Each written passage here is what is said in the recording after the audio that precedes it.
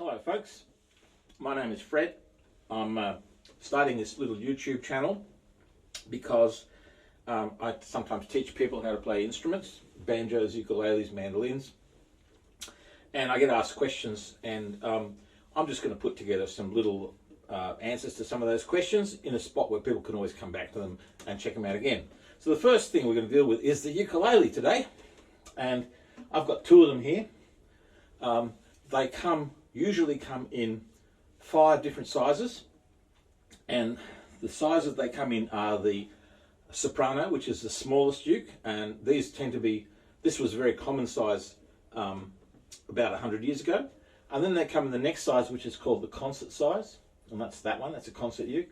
They come in a slightly bigger size than that, called a tenor uke, and the soprano, the concert and the tenor tend to be tuned to the same tuning. So if you can play one, you can play any of those 3. Then there's a ukulele called the baritone uke, which is a bit bigger, and that's tuned differently. And we can talk about that later on.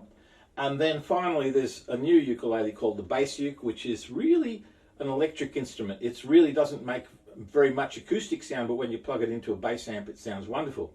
But I'm not going to be talking about that because I'm only dealing with acoustic instruments in these little YouTube channels. So, what do you look for when you're trying to find a ukulele as a beginner? Well, the first thing, you've got to find a uke that you like the look of. If you don't like the look of it, you won't pick it up. So do you like the look of it? And then get somebody to play it. Do you like the sound of it? Okay, if you like the sound and you like the look, then that's worth considering. Once you've decided that ukulele is worth considering, then you look at some other things.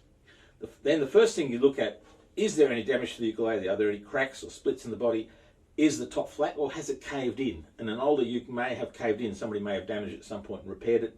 And if there's a cave, if it's been caved in and repaired, I'd suggest you don't really go for it unless you really know what you're doing, because that can affect the intonation by changing the spacing of the bridge here, changing the position a bit. And then that ukulele will never play in tune for you. It will always be frustrating. The next thing you look at is you look down the neck of the uke like this. You look sight along the string, and you sight along the edge of the neck, and you go, is that straight? If it's not dead straight, then there might be some warping of the neck. It might have bent with time, or it might have rotated and twisted with moisture. If you see any proud frets that are too high, that's all bad signs. Don't consider that ukulele. Next, you look at the fret spacing. There's usually 12 frets between the nut and the body on most modern ukes. They can be more, but there's usually 12 on most ukes.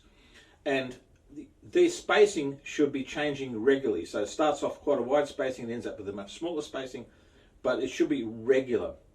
If you see any fret that doesn't, even by 0.5 millimeter, doesn't look right, don't get that ukulele. You can repair some of these things, but the repairs cost more than the uke. If you're interested in playing melody on a ukulele and want to play lots of melody notes, I suggest you look at a much more expensive instrument. Cheaper instruments, and by cheap I mean anything under, say, $400, which is the common price for a ukulele in a shop these days. Somewhere between $150 and $450 is pretty typical. That's a functional ukulele that will allow you to play chords and sing to it. And it may even allow you to play a little bit of melody, but if you really want to get into melody and start playing Irish jigs and reels, or fancy blues and stuff, or jazz melodies, like Jake Shimabura or some one of those guys, you need a much better instrument. Then you'll be looking at something that's over $500 in order to make sure that it's in tune all the way up the neck. Then the next thing you do is you look at the action. How high is the string above the fret? And you look at 2 positions. You look at this one here, that should be less than 1 millimeter, probably about the width of a business card, there, 0.5 mil. And at this point, it shouldn't be more than 2 or 3 millimeters. If it's more than 4 millimeters, that's too high. So if it's too high, don't buy it. You can check to see if the thing works by playing the notes and playing every semitone, every fret. And if it's in tune, it doesn't buzz, that sounds good. So this ukulele is not buzzing there, but I know that I've got a problem here. Hear that buzz? So it buzzes there, but then by the time I get to there, it's good again. So I've probably got, maybe that groove's a bit too deep there, or maybe that fret's too high, and I can repair that, but I can live with that. And then finally what you do is you look at the tuners. Do they hold the strings tightly, or do they slip? By slipping means you tighten it up and it just relaxes and goes bleh. If it's slipping, it may be a simple repair by tightening that little grub screw at the back of the tuner, or it may be a sign of a more serious problem.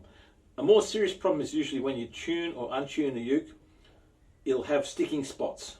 If it's got serious sticking spots, so you turn and it sticks, that's not good.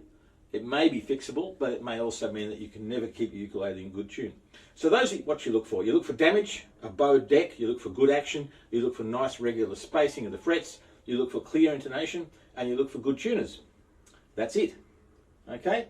So thank you very much for that. I'm going to go out with a little tune for you. This is an unnamed tune because it's a noodle. I'm going to call it Ukulele Noodle, okay? So here it is. This is my concert uke.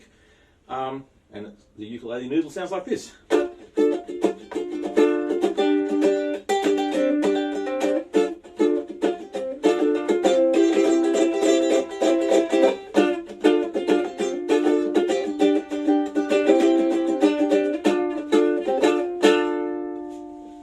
So there was a lot going on there, and that's more for intermediate to advanced skills because this is an unusual tuning for a ukulele. I'm using a frailing pattern, which is very unusual for most players, and there was a complicated little triple strum in there. We'll get to that later.